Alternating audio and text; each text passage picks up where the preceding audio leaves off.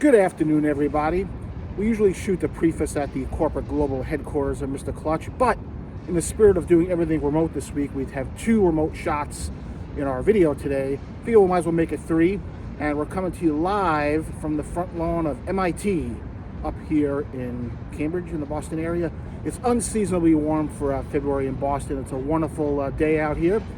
And this week, we are focused on making a French press coffee. It's a modern art, coffee making is. That certainly using the French press is one great way to do it. There are others, and we may shoot those in later episodes and later seasons. But for now, please enjoy making a great, hot, tasty, aroma-filled cup of coffee with a French press. And I'm going to get back to my professor visitation here at MIT. Have a great day, everybody. Good morning, everybody. Mr. Clutch here. Hope everyone's doing well. Today, we're going to make a cup of coffee. Now, you might be saying, well, this is going to be a short video because making a cup of coffee takes about a minute. You take a Keurig pod, throw it in the Keurig machine, you press the button, and a minute later, you're making your coffee. Well, yes, that is the fastest and easiest way to get a cup of coffee. But as I've expressed in some of these other videos, the fastest and easiest way to do anything is typically the worst way, and that is certainly the case when it comes to coffee. Now, there's various ways to make coffee outside of that. We may focus on some others later on in the season or maybe next year. But today, we're going to do it using the French press. It's pretty easy. It's a couple of steps. It does take 10 minutes to get that great cup of coffee, but you get what you pay for. So to make your French press coffee from an equipment perspective, you need, of course, the French press. Now, I highly recommend you get a pretty good one. I got this one as a gift. My kids got this for me Christmas a couple years back. You need a mechanism to boil water. This is an electric kettle I got here, which I'm going to plug in. You can also use the microwave. You can also do it on your stove. You just need boiled water. You need a mug, to put your coffee into. And you need, of course, a measuring for the water and a measuring for your coffee. You also need a mechanism to grind your coffee. What? Yes. We're going to start with whole bean. Now, when you go to your grocery store and you're looking to buy coffee beans, you're going to see, again, Keurig this wide with a million different Keurig pods available for sale. And then you're going to see an area this wide where you can buy already ground coffee in the bag. Then you're going to see an area this wide where you can buy whole bean. They barely sell it anymore. It's just no longer a thing. So, but you can find them at your grocery store. So you're going to need some whole bean coffee and really just water, which I already have here in the kettle in terms of the ingredients. Now, this whole bean, this is a special whole bean here. This I got from Hawaii, the Big Island, where all the great coffee comes from. It is the biggest export from Hawaii is coffee. And what we got here is we went to one of the coffee farms.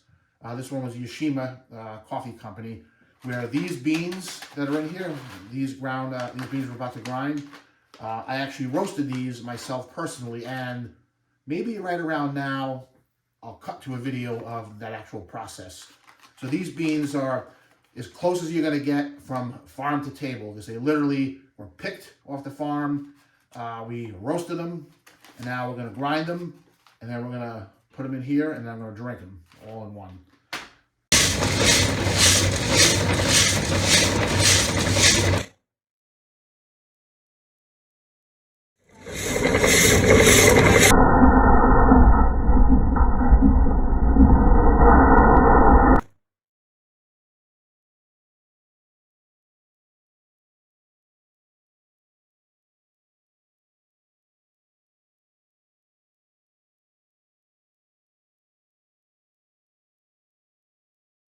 I hope you enjoyed that little whisk away from the continental US here to Hawaii, where we showed a little bit around how we actually roasted these beans.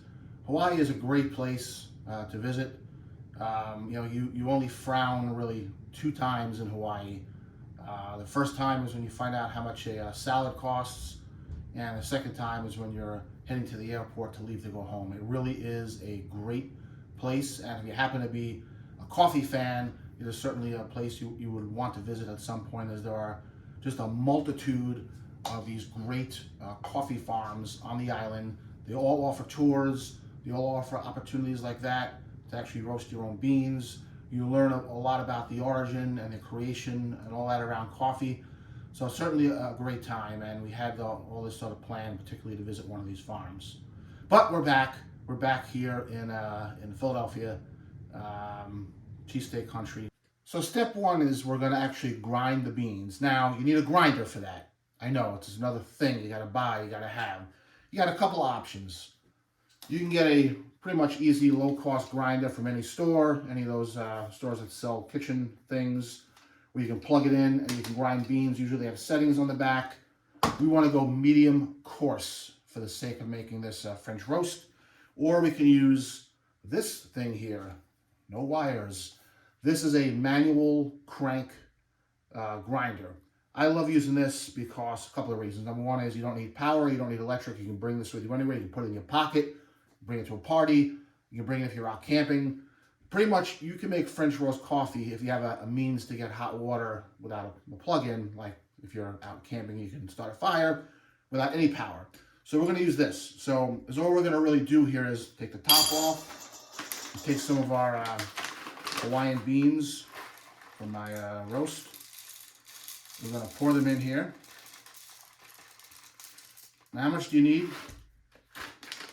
I'm going to use about 1 ounce of coffee beans for every cup of coffee. Now we're just going to pop the top back on here. This is an older model and it gets stuck once in a while. All right, here we go. And I'm going to put my manual crank on. I already have the setting on the back here to medium roast. And I'm just going to crank away. Nothing like a little elbow grease. And again, you can use a electric grinder, it's just as good, but if you really want to be doing this from scratch, this is sort of the way. Okay, let's take a look. Pop the crank off, pop off the top, and sure enough, we got freshly ground beans in the canister here. All right, so now it's simple enough, and sorry, I meant 1 tablespoon of ground beans per cup of coffee, not an ounce. We're actually going to do a little bit more than that. I need to perk up this morning, so I'm going to take our ground beans, pour it in here. I'm going to measure it at about 1.5. Again, I'm looking at something to get me going, and we are simply going to pour this into our French press. Sort of shake it a little bit so it spreads out amongst the bottom of the press. Now we're going to take our water. Now you need to use as clean filtered water as possible. Maybe we'll do a field trip later up to the refrigerator and I'll show you. I have a, besides the usual filter on the top of the refrigerator, we have an actual built-in filter, like a Brita type, inside the refrigerator that auto fills when you take water out. It's amazing. It's one of my pride and joys of the kitchen, but I already put some filtered water in here. Now we're using an electric kettle. Again, you can boil your water on the stove, you can microwave it, however you want. But the nice thing about the electric kettle is you can do it anywhere. And today, as you may have noticed, we are not in the kitchen. The kitchen is in use, the kitchen studio, so we are here at the alternate, which is the sub-basement down here. And we can do that because we don't need any kitchen things per se, besides power for our kettle. So I'm going to start to boil the water. Just simply turning this on, and we're going to let everything else sit. All right, our water's boiled. It was a quick boil, actually. It only took a couple of minutes on this new kettle we got here for the holidays. So now we're going to simply pop this off, and now we're going to do measuring here of 1 cup of water. Now, by the way, depending on how big your French press is, you can make as much as you want. This one would support 2 to 3 cups. I'm making 1 cup for today, but if you have a companion or 2 with you, you want to make 2 or 3 cups, you simply just multiply out the ingredients. So it'll be 1 tablespoon times the number of cups you want to make, and 1 cup of water times the number of cups you want to make. Easy enough, right? So we're going to pour this boiled water in here. All right, right around a cup. Boom. Now the trick here is we're going to pour 1/2 of it in to the French press at first. I'm going pause for a moment. Now you can use any regular spoon, but I'm going to use just my measuring cup here, just to mix it up a bit. Then we're going to pour the rest in, like so.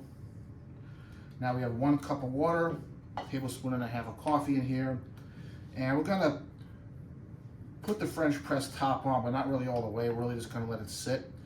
Now, we're going to let this sit about 3 to 4 minutes as is. Then we're going to do another little quick stir. We're going to let it sit another 3 minutes and change. Get us around 7 and change, close to 8. And then we'll be ready to drink this cup of coffee. All right, we got about a shade under a minute to go until the first step of the steeping, which is just really a fancy word for letting the coffee and water sit, is complete. So I can talk a little bit about one of my other pride and joys, which is of course the arcade collection back here. Was an arcader as a kid, of course. Loved it, and my favorite was, of course, Donkey Kong. Came out around 81, 82. Great game, still holds up today. And Donkey Kong, for you young folk out there, is the origination of Mario. Mario was first born in the Donkey Kong machine, as he is the Jumpman, which then went on to the whole Nintendo Mario legendary games after that. Anyway, back to the French press. So a couple minutes in, so we're just gonna go here again, just sort of do another little mix real quick. Now this time we're gonna put the top on sort of all the way. And we are gonna let this sit for another 3 minutes, maybe close to 4. You know, there's various sort of schools of thought out there about it.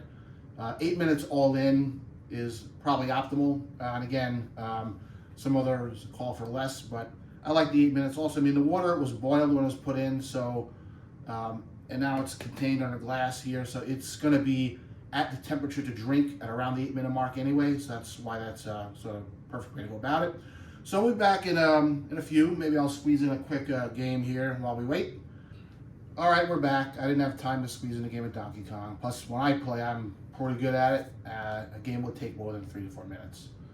Now, one sort of side note about that is my high score as a kid at Donkey Kong was in the 50,000 range. My high score as an adult is up in 80,000. So you would think that you would get worse at this as sort of time went on, but I sort of flipped that and did the opposite. Anyway, we're done here. So what's left? Very simply, we take our plunger at the top of the French press and we just push down to the bottom, just like that.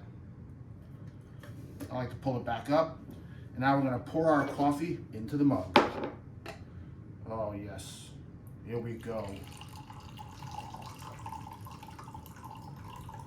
And as it's going, you can sort of press the plunger in a little bit to get the remaining liquid out. And what you're going to be left up at the end of the day here is a perfect 8-ounce cup of coffee. It smells great. It's got a great look to it. And I'm going to sit down and enjoy this. All right, let's take a sip here. The heat is perfect. It's not too hot, not too cold, and it just tastes great. Again, smells great, and it really is, you know, one of the art ways to make a cup of coffee. So I advise you to try this. Like I said, you have to actually have a French press. The rest of the stuff you may have laying around the house, and again, there's other ways to boil the water. The only real thing we need to go out and buy is this. If you love coffee and you want a better cup of coffee, again, I would suggest trying this method, and we'll do some others later on. So again, and finally, and in closing, if you enjoyed this video, there are a lot we made prior to this where we baked and cooked and did other things. Check those out. If you want to know what's coming in the future, I highly suggest you subscribe to the channel. Click the notification bell to be alerted when new videos are coming out. Right now we're churning out one a week at this point. We'll see what next week brings. But until then, enjoy the day, everybody. This is Mr. Clutch, signing off.